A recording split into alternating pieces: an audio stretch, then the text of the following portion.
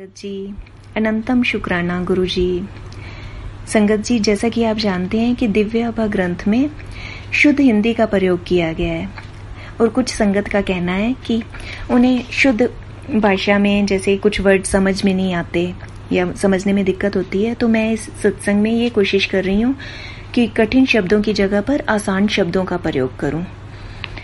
तो आज मैं जो सत्संग सुनाने जा रही हूँ वह है गुड़गांव के कमांडर राजकुमार शर्मा, जो रिटायर हो चुके हैं।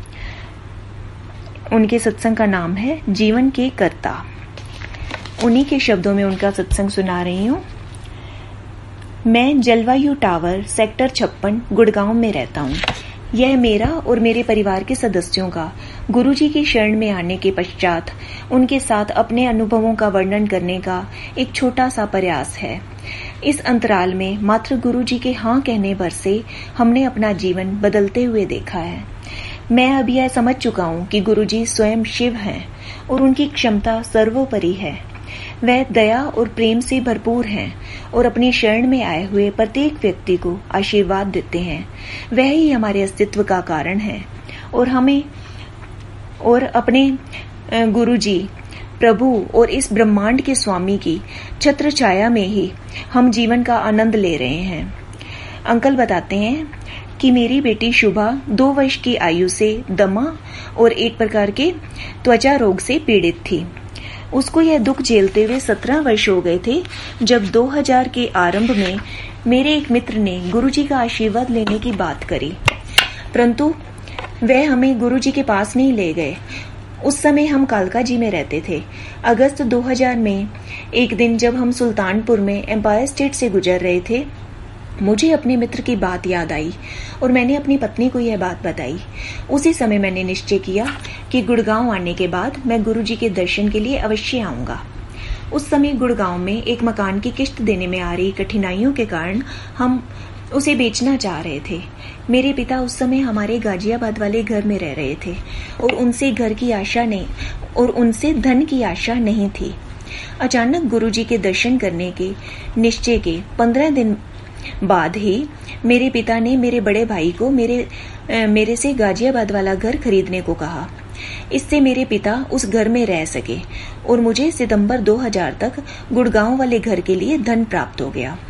गुड़गांव आकर रहने की सब समस्याएं अब समाप्त हो गई। 16 सितंबर 2000 को अचानक मेरी बेटी के त्वचा रोग में वृद्धि हो गई और उसकी यह अवस्था 4 मास तक बनी रही। फलस्वरूप वह अपनी अर्धवार्षिक परीक्षाएं नहीं दे पाई। होम्योपैथिक औषधियों का सेवन करने से जनवरी 2001 तक उसकी त्वचा साफ हो गई थी, पर कुछ निशान शेष रह गए थे। 26 जनवरी 2001 को हम अपने गुड़गांव वाले निवास में रहने के लिए आ गए। पता नहीं क्यों मुझे लग रहा था कि हमारे गुड़गांव आने और मेरी बेटी के स्वास्थ्य में सुधार का कारण गुरुजी ही हैं। अतः मैंने एम्पायर स्टेट में गुरुजी के दर्शन करने का मन बना लिया। बिना किसी कारण विशेष के इस कार्य के लिए मैंने 17 फरवरी 2001 की तिथि निश्चित करी। संयोग से वह शिवरात्रि का दिन था। एम्पायर स्टेट पहुंचने पर कुछ लोगों से पता चलने पर मैं भाटी खान क्षेत्र में स्थित बड़े मंदिर पहुंच गया। मुझे गुरुजी के दर्शन हुए। किसी कारणवश मुझे लगा कि मैं जीवन भर इन्हीं गुरुजी को ढूंढता रहा था। एक और सत्संग बता रहे हैं अंकल। यद्यपि शुभा पढ़ाई में निपुण थी, रोग के कारण उसे उसी कक्षा में रोक लिया गया था। मेरी बेटी को लज्जित न होना पड़े, इस कारण मैंने उसका विद्यालय बदलने का निश्चय किया। मैंने गुरुजी से उसकी सहायता करने के लिए प्रार्थना भी करी।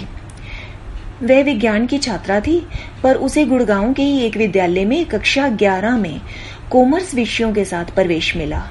अचानक उसकी प्रधानाध्यापिका ने कहा कि यदि वह प्रवेश परीक्षा में 80% से अधिक अंक लाए तो वह उसे कक्षा 12 में प्रवेश दे सकेंगी। उसे गर्मी की छुट्टियों में पढ़कर उसके अंत में यह परीक्षा देनी थी। हमने गुरुजी से प्रार्थना करी और शुभा ने तैयारी करी। गुरुजी की दया से जब परिणाम आए तो उसे कक्षा 12 में प्रवेश मिल गया। प्रधानाध्यापिका पर ऐसा करने की कोई मजबूरी नहीं थी। हम उन्हें जानते तक नहीं थे और इसके लिए कोई मांग नहीं रखी थी। यह गुरुजी के बताने का अपना ढंग था कि वह सदा हमारे साथ हैं, और यदि उनको समस्या से अवगत ना भी कराया जाए तो भी उनकी कृपा सदा सबके ऊपर बनी हुई है। नवंबर 2001 में गुरुजी पंजाब चले गए। मैं हर सप्ताह लगातार एम्पायर स्टेट जाता रहा। मार्च 2002 में मुझे स्वप्न में गुरुजी दिखाई दिए और उन्होंने मुझे 14 अप्रैल 2002 को आने को कहा।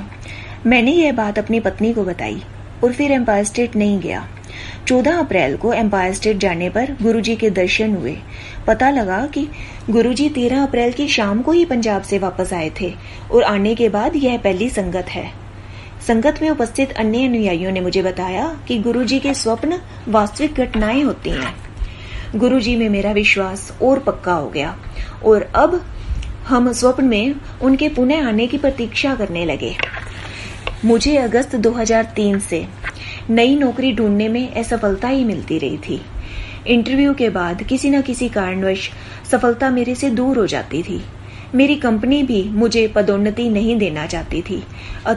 अंततः सितंबर 2005 में साहस बटोरकर मैंने गुरुजी को आने वाले इंटरव्यू के बारे में बताया और उनसे कृपा करने के लिए विनती करी। गुरुजी ने कहा कि तू पैसे दा की करेगा, तू मेरे को ला जा। जब एक अन्य भक्त श्री सिंगला ने उन्हें बताया कि मुझे 2 बेटियों का विवाह और करना है, तो मुस्कुरा कर गुरुजी बोले कि जा ते फिर पैसा कमा ले। इसके 1 सप्ताह बाद ही मुझे एक अंतर्राष्ट्रीय कंपनी से बुलावा आ गया और उन्होंने मुझे नौकरी दे दी। स्पष्ट है कि गुरुजी को बताए बिना ही उनको नई नौकरी और मेरी अर्थव्यवस्था का ज्ञान था। अंकल एक और सत्संग के बारे में बताते हैं। पिता के रोग का निदान। मेरे पिता 79 वर्ष के हैं। जुलाई 2005 में पता लगा कि उन्हें प्रोस्टेट ग्रंथि का कैंसर है। उनकी शल्य क्रिया हुई और वह चिकित्सा करवाते रहे। इसी बीच में उन्हें दिल का दौरा पड़ा और उनकी एंजियोप्लास्टी हुई। इन दोनों रोगों के कारण ऐसी कठिन स्थिति उत्पन्न हो गई कि जिस पर नियंत्रण नहीं हो पा रहा था। 3 मास के उपरांत उनका प्रोस्टेट ग्रंथि का रोग दोबारा हो गया। मैंने उनसे गुरुजी के आशीर्वाद लेने का आग्रह किया। उस समय तक उन्हें गुरुजी में विश्वास नहीं था और उनके दर्शन के लिए कभी नहीं गए थे। वह मान गए और 2005 के अंत में गुरुजी के दर्शन के लिए एम्पायर स्टेट आए। हमने उनकी समस्याओं के बारे में कभी गुरुजी को नहीं बताया था। तत्पश्चात वह घर पर गुरुजी के चित्र के सामने ओम नमः शिवाय का जप करने लगे। धीरे धीरे उनकी सब औषधियां बंद हो गई और उनके सब टेस्टों के परिणाम भी सामान्य आए। उनके स्वास्थ्य में आशा से कहीं अधिक सुधार आया है और अब वह बड़े मंदिर के सब आयोजनों में जाते हैं। जय गुरुजी, अनंतम शुक्राना गुरुजी। संगत जी, गुरुजी और आपसे मेरी यह विनती है कि कभी सत्संग सुनाते हुए मुझसे कोई गलती हो जाए तो प्लीज मुझे माफ करना। जय गुरुजी, शुक्राना गुरुजी। संगत जी, अनंतम शुक्र।